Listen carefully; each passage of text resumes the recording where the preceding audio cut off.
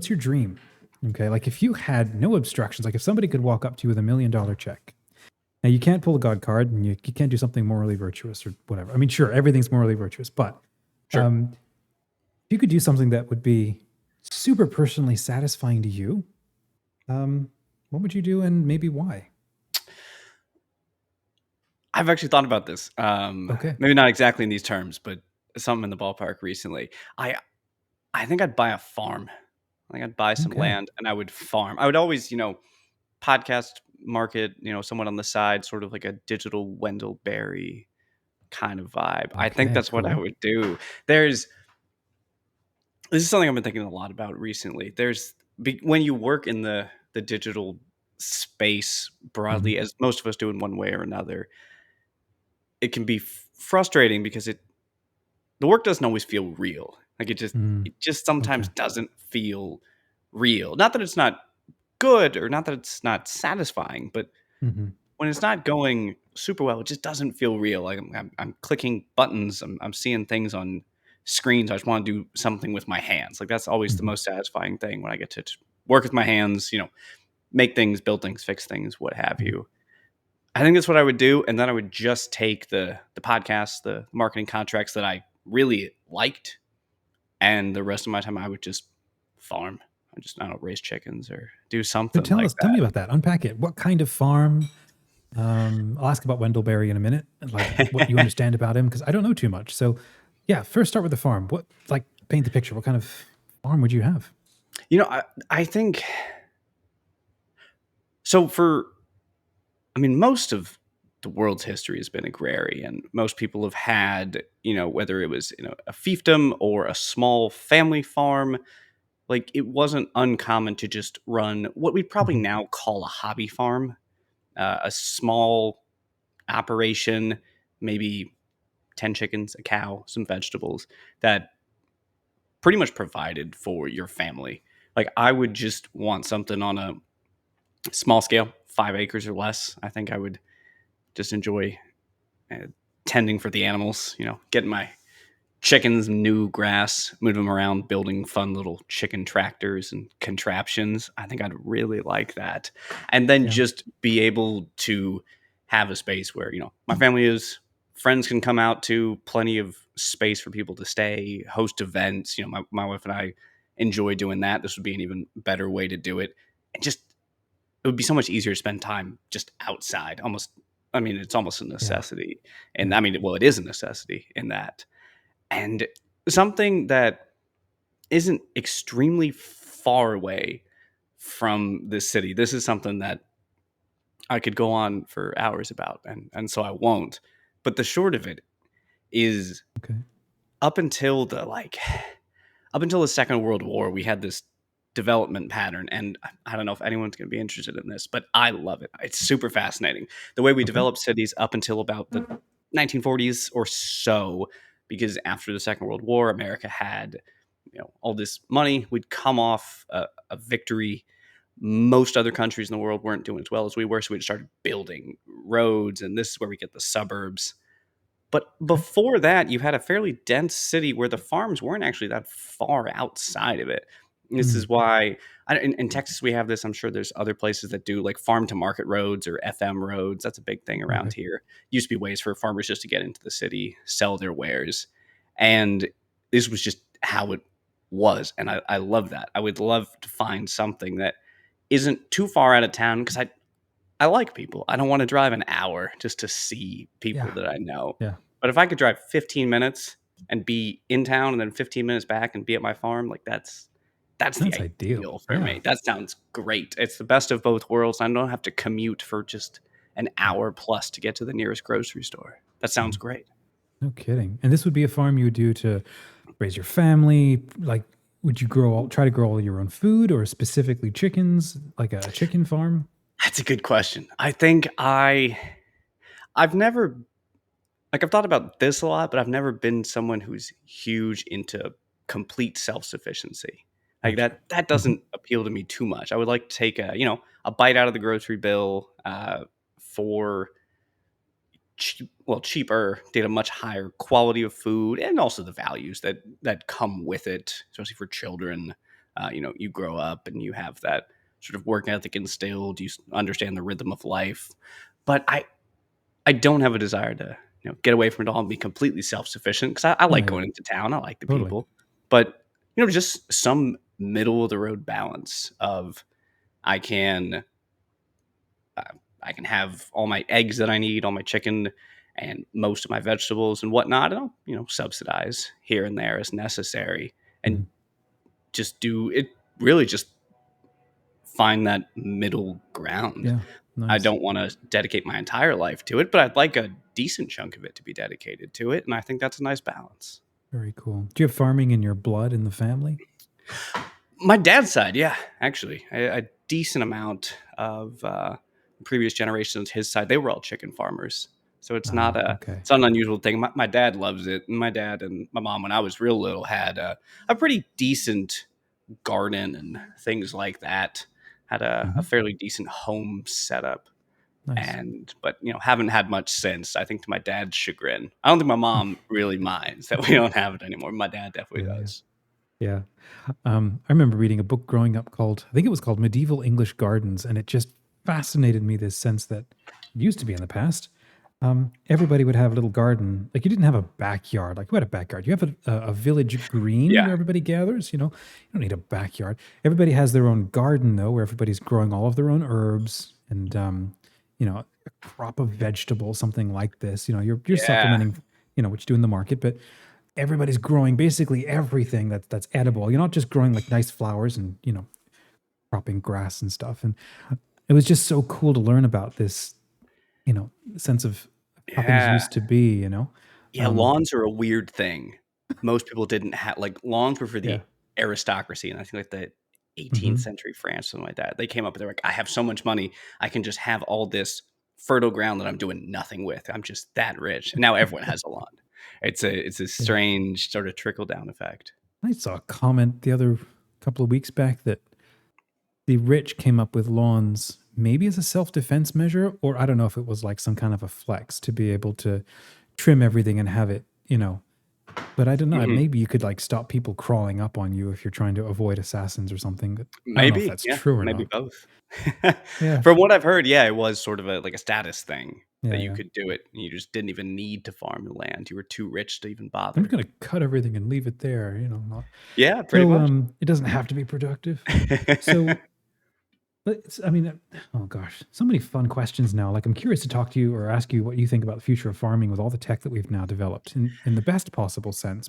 Um, Before we get to that, though, let's talk about Wendell Berry because I don't know too much. I sat in on like one conversation with some very bad photocopies in college. Someone trying to introduce me to that, and tried flattening his book in the printer, and it didn't totally work. Um, so, who's Wendell Berry to you? Why do you like him? I know very little about Wendell Berry. I just like name dropping him wherever I Hmm. can. Um, broadly, he's out in Kentucky somewhere, I believe. Who's a Okay. farmer, philosopher, writer, sort of a rural. What's the word I'm looking for? Sort of like a. Oh, I'm blanking on the term. The like man of the world. There's a not metropolitan, but there's a term for it. Renaissance man. A Renaissance man, thank you. He's like a rural Renaissance man almost Okay. who Hmm. writes and philosophizes and who farms. And Mm. he's written a number of books that I certainly haven't read, even though I have the time. But I'm anyone in that space fascinates me. Like Okay. anyone who farms but also does it. Hmm. Anyone who farms but also sort of exists in the world. There's some people out there who are proponents of like a style of farming called regenerative farming, and Hmm. I speak of this from very much a layman's term. But there's Okay. some people out there. I think Joel Salatin is probably the biggest name in it, or at least one of them, who have this style of farming that is broadly moves multiple types of animals around, keeps them all Mm. in the same Hmm. place instead of having like a single animal farm, and they'll Right. move them about paddocks, and that tends to regenerate the soil, keep it Right. Right. healthy. Um, and people in that space who also will, come out and do consulting for other farms, and they'll Hmm. do YouTube videos, and they'll write. books and they'll have all their Nice. courses who do both. Just they fascinate me because I think Yeah. it's very easy to pick just one thing and go, this is my hill. I'm just going to farm and I'm not going to talk to anybody. I know Mhm. how to do it. I know it best. And I'm not going to tell anybody about it. I'm not going to exist in that world.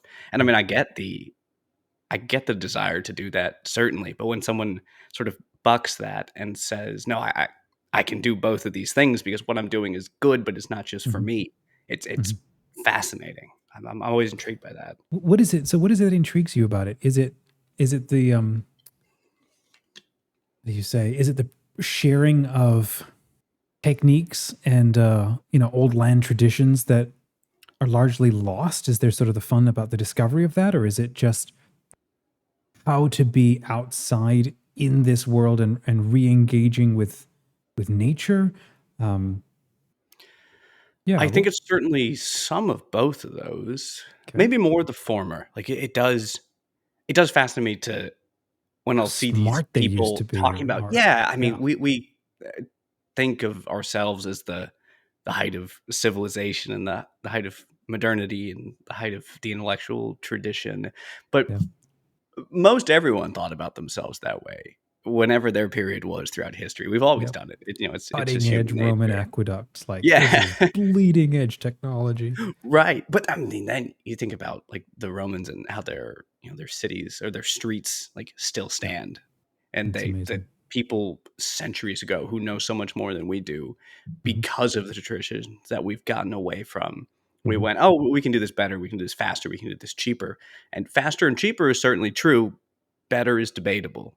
Yeah. Some of the things, yeah, absolutely, we're well better off than we were then, but in some ways, like we know so little. I mean, I know so Yeah. little. There's Yeah. a million things I wish I knew. The more I read about people doing things, the more traditional, I guess, for lack of a better word, Hmm. way.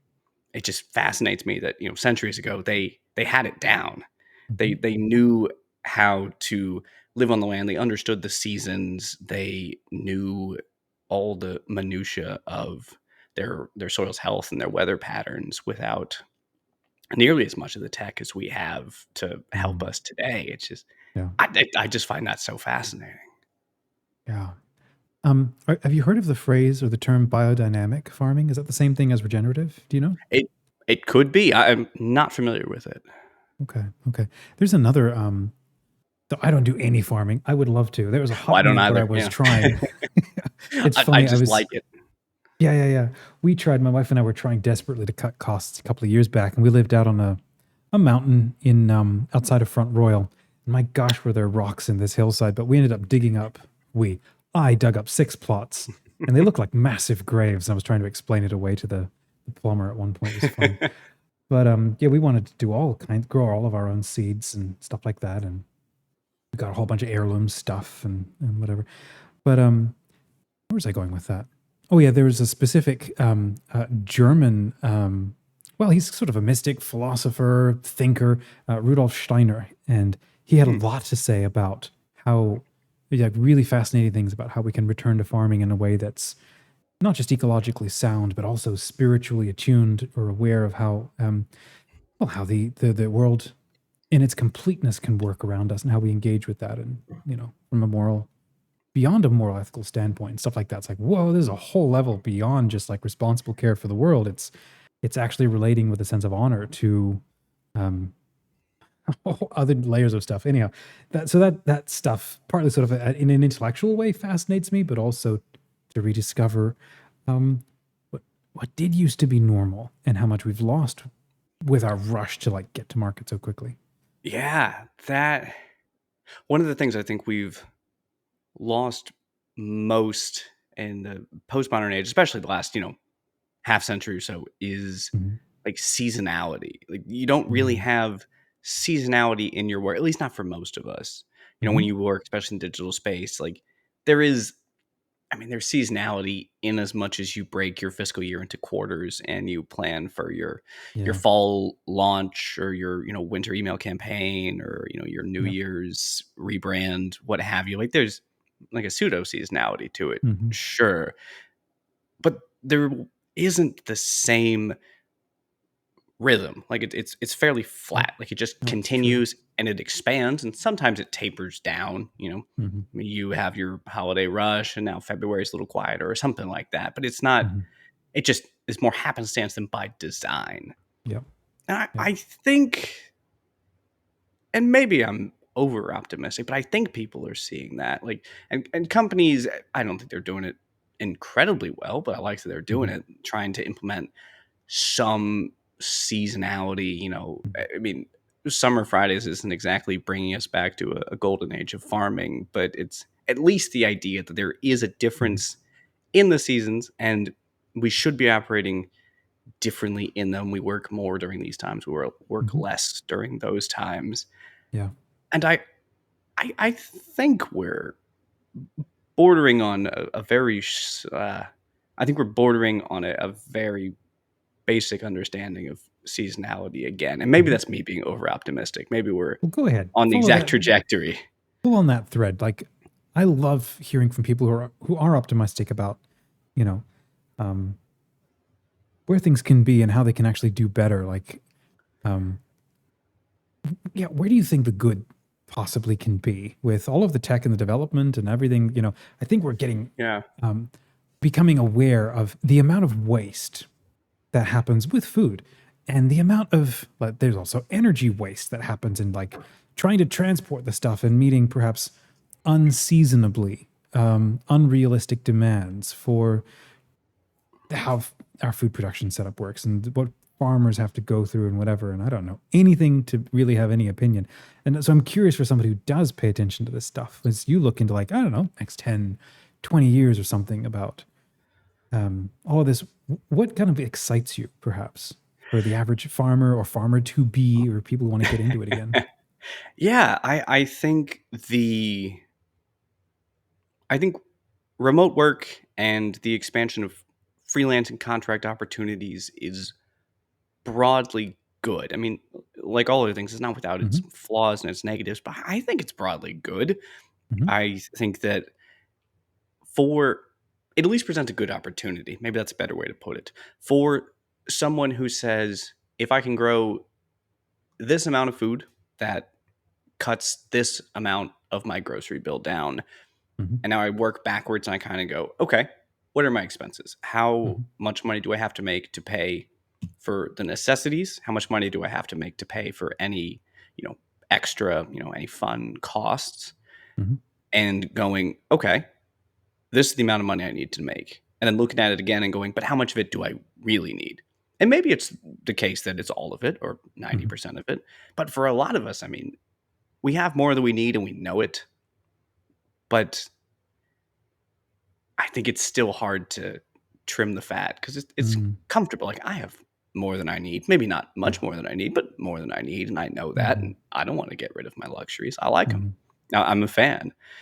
But I do think that people being able to make money digitally in a way that never before. You don't Hmm. necessarily need to go to college if you don't want to. You don't need Hmm. to work a full-time job if you don't want to. Now, for Hmm. most people, one or both those things is probably good. But if you're in Yeah. a scenario, you at least have the option to say, well, maybe I don't need to work 40 hours a week. Hmm. Maybe I can work 20 to 30 and I'll Yeah. No kidding. farm on the side, or I'll Yeah. craft and I'll sell my wares on So Etsy or farmers let's war market. game a semi silly idea because I've had this for a couple of years now, which is it's. Let me see if I can sort of set the groundwork with the parameters. Why I think it's an important thing to think about. I think that there is a baseline of human activity that is good for the human organism and for the human as a person to be outside in nature. That's one. Two, I think it's really good and helpful for human, for our budgets and for family living and for children and community engagement, maybe for people to go back to growing local community gardens, something like this, or even not a Yeah, community garden, your own garden in your backyard sure. to grow your own food. I think there's multiple benefits to this. There's also not just being outside, being back in nature, re-engaging with the immediate land around you, and sort of being forced to enter into that seasonal cyclical sense of what it means to be an organism alive in the world as it actually is and not just as we want it. I think there's also spiritual benefits, like a lot of them that exceed the scope of this conversation. So I've been thinking, well, if those are all the goods, and if we're fast getting to a point where there just frankly isn't enough money for everybody to feel like we can put enough food on the table, and yet we live in a world where it just grows out of the ground if you know what to do about it. There was a I saw this funny little thing. I think it was in Belgium where the city decided we're going to buy everybody like two or three chickens, and everybody has to house all these chickens or something. And as sort of an example, and they ran it for like a 6 month experiment. And what ended up happening was if I understand correctly, the egg industry just completely bottomed out, and all of the children's health metrics soared because everybody, all of the kids were out taking care of the chickens and gathering in the eggs, and nobody needed to go buy eggs anymore. And so there's a sense of self sufficiency that was brought to an entire generation of families that had never had it for whatever this period was. And nobody needed to go buy eggs anymore. And all the kids were a heck of a lot happier and being outside and healthier and stuff. And I'm just thinking, man, how is that not a government program over here? Like, that just seems smart. So, where I'm going with this is if this is like healthy for more people to be outside, and a lot of people could save a lot of money and learn a lot of stuff and yeah, meet your neighbors and whatever. Well, what if something like Tesla, Elon Musk, whatever, he got into cars. Like, let's fix the car problem. We can argue whether he did or not. Immaterial. Right. He created really cool looking stuff. Well, what if we were to take that space age tech and turn it towards farming? Because here's the thing with farming. I work remotely like you do. I don't have time to learn how to be a farmer and all the farming manuals and to know plant this at this time of the year. Like, I've seen some of these charts, like the multi-tiered like spreadsheets that happen in a circle. Like, plant this at this time and make sure you pair these things together because they're going to enrich the soil and they help keep these bugs away. And I'm like, I cannot learn all of this stuff. Well, what if I could take like some kind of an AI kind of, I guess it would look like a robot or a screen or something, and it would scan my plot of land and go, based on where you are in the country and this time of year, plant these things now, and then I'm going to remind you every day on a calendar, and maybe it's gamified. I don't know. I don't have to learn all the rules. This database can like learn and just tell me what to go and do and help me water it. And so over time, if we're trying to get a whole generation of people to learn all of this, it would be like having like a million mentors out there teaching everybody how to just get out by doing with zero entry level. And sure, hit a button, buy a new pack of seeds to get shipped to your home or something. And everyone's taking photos and they're all sharing their success together um, I would sign up for a program like that, if that was possible. What do you think? Maybe it's a horrible idea. What do you think? I'm intrigued by it. I think I'm just a Luddite, maybe at my core. Okay. But here's my one concern about this. I'm Yeah. fascinated by the idea. My one point here is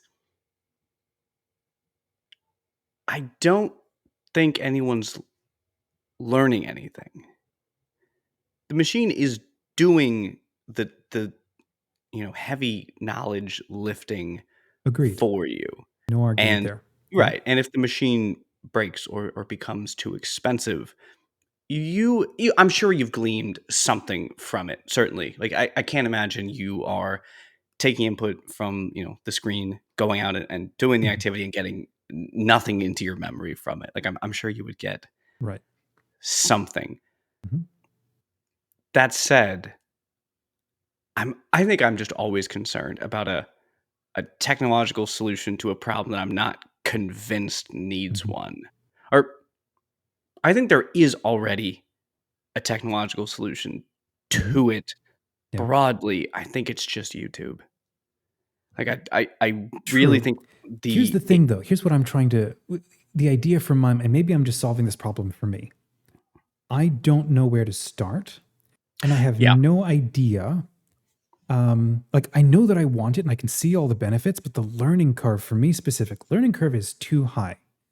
And if the idea is we want yeah, to get a generation of people all kind of out starting to learn by doing, the obvious benefit is to have people sign up, I think, at actual community farms and actually learning from actual people. Obviously, that's a benefit. But we are talking about trying to solve a problem at scale for almost yeah, a country that has completely lost the connection to like a learning tradition that would normally pass it on to them. So it's almost like you got to my mind, kickstart it, get people out doing, and then of course that'll sort of weed out those who genuinely don't care, and those who actually do will then get into the documentation, and watch a lot more of the YouTube videos, and then Yeah. network with everybody else around them, and then actually do a lot more offline learning. But it's like we can just, it seems to me, get the ball rolling by making it so easy. It's like this thing will tell you, because again, there is so much to learn to get into the whole thing. Like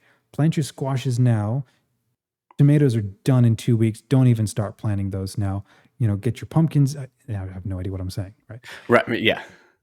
So it seems to me Yeah. like it would be like, Hmm. yeah,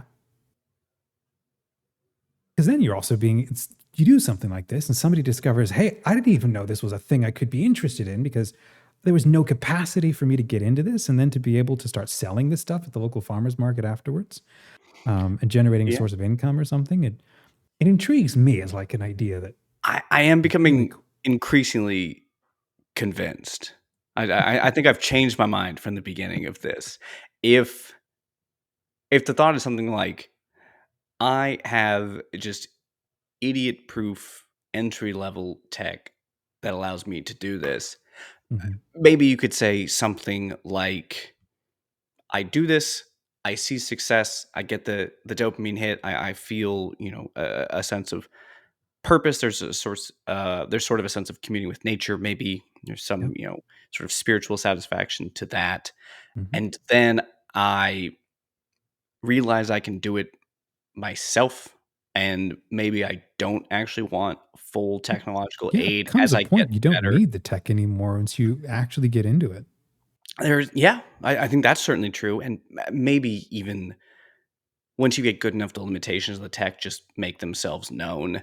Like at some point, Mhm. you go, "Oh, you want this thing, but actually, I should tweak it this way because I've done it 3 years in a Exactly. row, and that hasn't worked. I think doing it Mhm. this way makes sense." Yeah, I'm certainly with you about with many things. Really, just the barrier to entry, at least many good things, probably. The barrier Mhm. to entry is high because most people don't know where to start. And Mhm. and maybe this is just my own, like, biases because I like starting things. I'm terrible about Mhm. finishing them, but I love starting things. I'm a big fan of it. I really like trying to figure out where to start Yeah. on things I just don't understand at all. And yeah, again, the follow through is 4 out of 10 at best. But this stuff just fascinates me. So maybe I'm just not your target audience. Maybe I just want to slog it out for a few Well, years I mean, and there are some not people have who are anything grow. geniuses for that. Hey, so what are some projects that you have started? Let's take a right turn and go into all of that. I'm fascinated. Stuff that didn't work, maybe. Stuff that did work. Lessons learned. Favorite projects you wish worked. Go on that thread. Yeah, I'm in the middle of making a table. It's going Oh yeah. poorly. It's not going well. I've learned a lot, which is exciting, but it is not going well.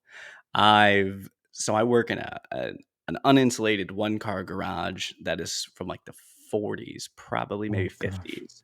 Okay. It's just siding nailed into the studs. There's no insulation, and if the siding breaks as it's currently doing because it's old rotted wood, air Hmm. just gets in. So Gotcha. I'm learning a lot about how wood warps and how to warp it correctly back into place. Hmm. But that's something I was very excited about that has just gone terribly. And then I got the dimensions wrong. So now I have a Oh different no. style coffee table and a very large cutting board. Okay. Uh, yeah, the bottom shelf was going to be a bottom shelf. Now it's a cutting board because I read the directions wrong. I read 38 inches as 28 inches, and that's just not a problem I can fix. I'm just not smart enough to. So that, yeah, gone terribly. I've made a very bad table, but a pretty good cutting board is kind of what I've learned. um, That's great. Not that it wasn't fun. Like I liked it. I'm enjoying, Yeah. learning and the process of all that. But that, yeah, no, gone terribly for me. But there is something about this, and I think anyone who's entrepreneurially minded, likes these sort of things, just has a greater than average maybe interest in novelty. At least, Mhm. I mean, that's at least true for me. high interest and novelty, low follow through, Mhm. and that's definitely the part I have to fix. But I find that things like, getting into woodworking, or when I bought my house a couple years ago, getting into Mhm. DIY. I bought the house, didn't know anything beyond the absolute basics about fixing it. And, YouTube University, and now I'm not a contractor, but I've learned a good deal. And now when a Mhm. problem gets replicated, I can look at it and go, oh, I've already done this. I know the Yep. solution, which is incredibly satisfying. Yeah. Yeah, there's something just so satisfying about having to solve the problem a second time, but Mhm. now with the knowledge from doing it the first time, Yeah. just absolute game changer, as opposed to solving the problem the first time with no previous knowledge. Yeah. So I wanna push back in a friendly sense of what you said about needing to fix that and fix this, lack of follow through thing. I learned something fascinating just this past week about um, Leonardo da Vinci and how he's held up as the consummate Renaissance man, right? Sure. And yet he died believing that he was the greatest failure of his own life because he could never finish anything. And yet we look to him for an insane output of creative interest, an insane amount of learning transfer between multiple disciplines. Um, I mean, he ended up apparently infuriating every single one of his clients because he couldn't finish things. But they still kept hiring him. So, okay, he must have finished something and done it really well. But uh, I don't know if he had ADHD or not, but he had this incredible ability to not only learn and iterate and then jump to a new project and then, like, a week later, come back and walk up the village square and chip out a little bit of the statue's nose and go, yeah, that's good. And then I've scratched that itch. And then he goes back to his other project. And of course, the client is like, finish my dang statue. Why don't you? And it's just funny to look at somebody you would think is that successful. And yet he spent his whole life feeling absolutely, uh, horrible about himself for not actually being a success, right? Reason why I bring that up is because I've been struggling with the same sort of thing myself as well, where um, I would be routinely told growing up, finish what you start, you know, Sure. and then I learned about this whole thing about this idea of being a Renaissance man and what it used to mean. Right, there's a book that came out in the '60s, and I'm drawing a blank on what it's called. But this lady was making a point that it used to be that Renaissance men, people, women too, used to be cultural superstars because they would know a little bit about everything in a world where everybody would try to know a lot about one thing.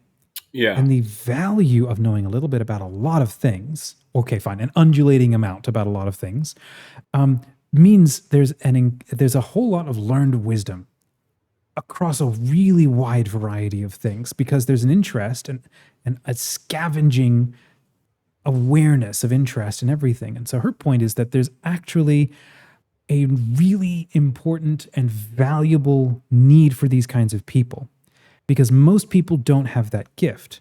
And especially in modern culture, the way it is, we lionize specialists who double down and go a mile deep. And okay, yes, there's value to that.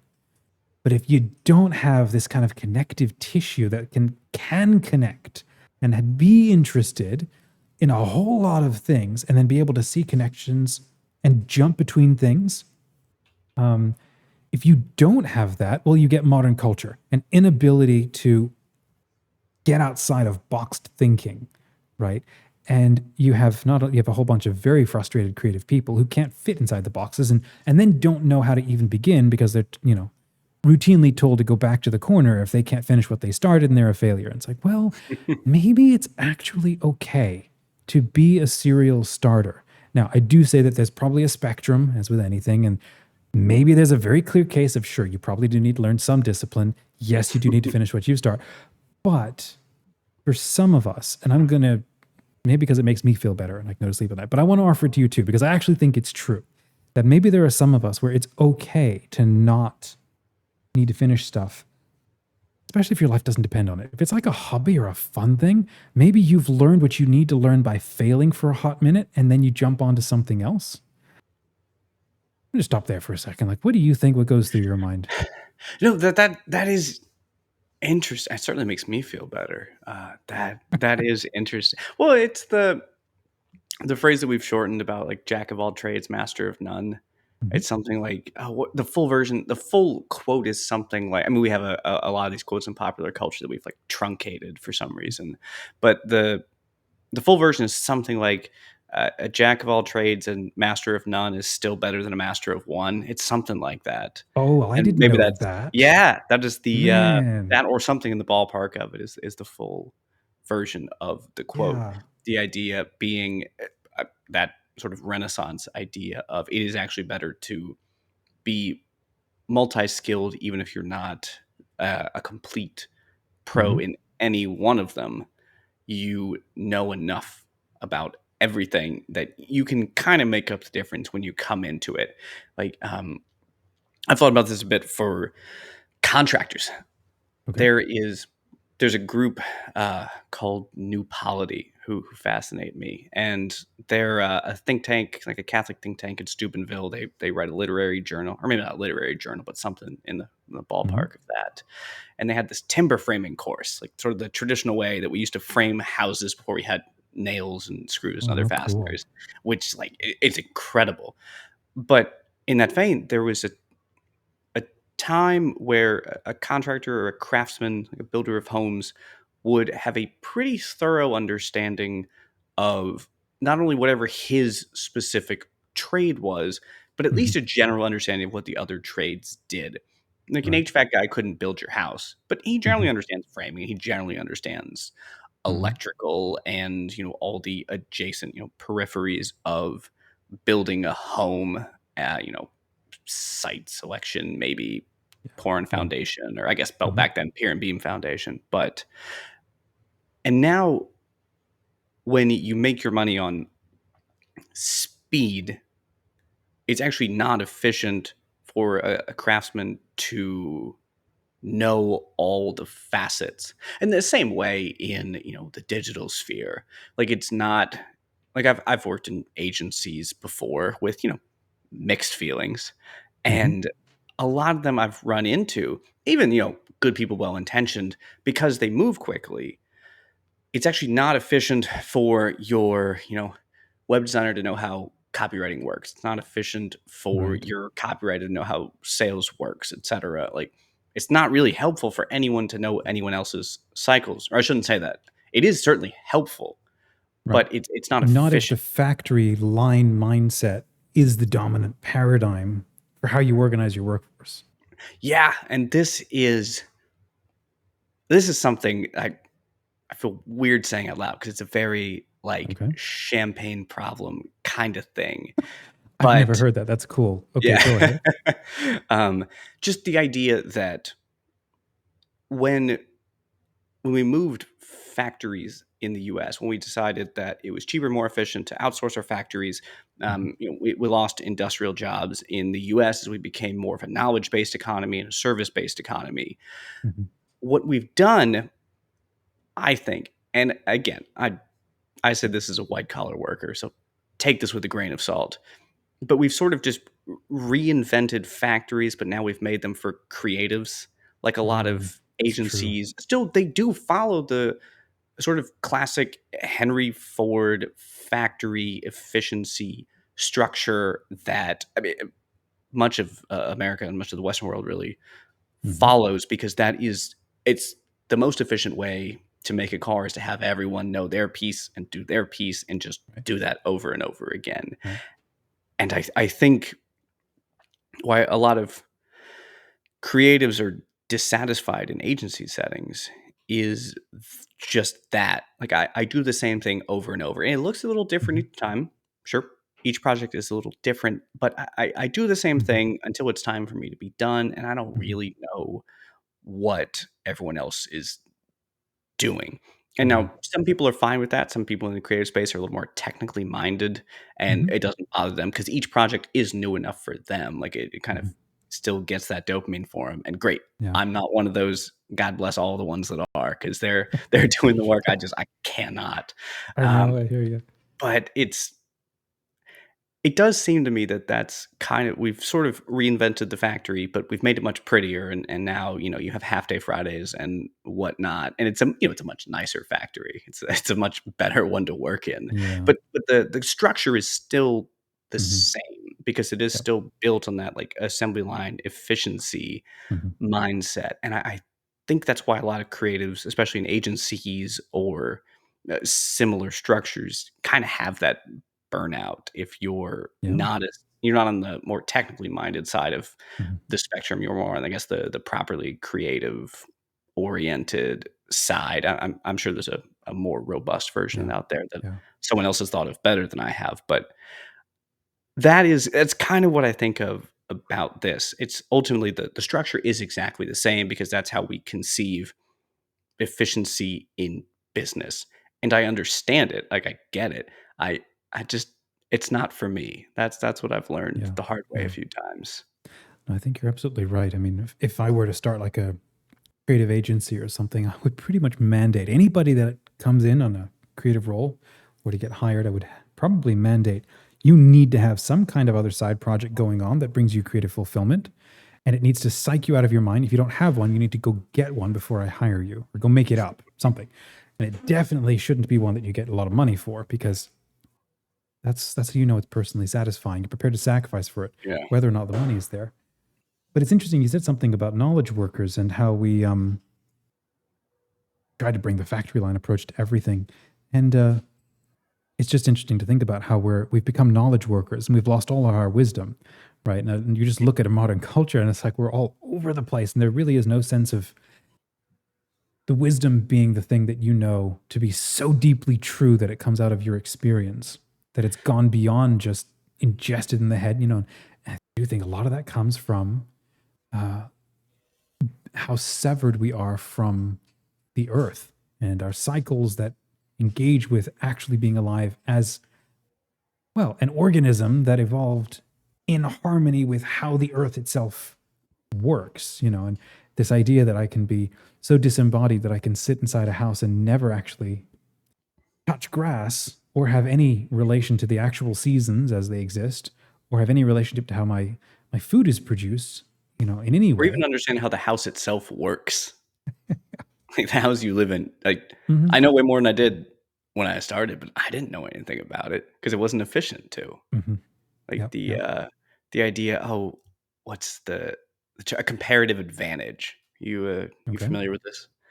It's I think it's an economic term, but it's the idea that it is more advantageous for me to hire a professional to do something I'm not good at while I do the thing I am good at. Like if I do the dollars and cents of it, Mm. it's Okay. generally more efficient for me to hire out and just continue to do what I do as opposed to try to do this thing that I don't entirely understand. Now, Mhm. your mileage is going to vary on that. And I know there's math to Yeah. Yeah. figure out whether the comparative advantage holds up. But, if you're someone who's making even halfway decent money, Mhm. for the most part, at least the math of that does dictate that you should hire out. Yeah. I'd argue you shouldn't, unless it's Mhm. something properly just beyond your capabilities. But, Yeah.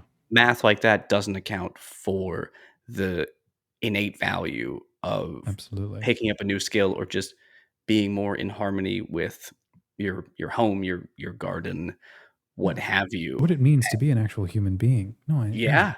And that's a whole conversation we do not have time I for, know. just to get into how financially strapped so many of us are. Where, like you just said, doing anything that affects that comparative advantage, we just literally don't have not only the mental and emotional bandwidth, just don't have the Yeah. budget bandwidth to be able to do anything that might jeopardize that. But Yeah, for a lot of us, all of our margins, like both literal and sort of metaphorical, are just too yeah. narrow, and Yeah, that's and that's a it's a tough crying thing. shame.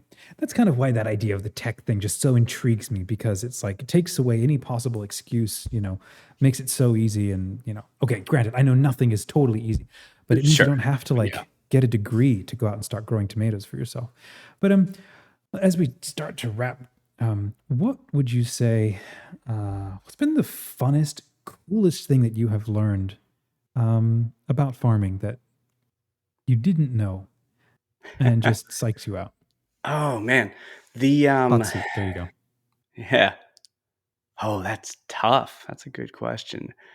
I mean, the thing that leaps to mind initially is how little land it actually takes to do.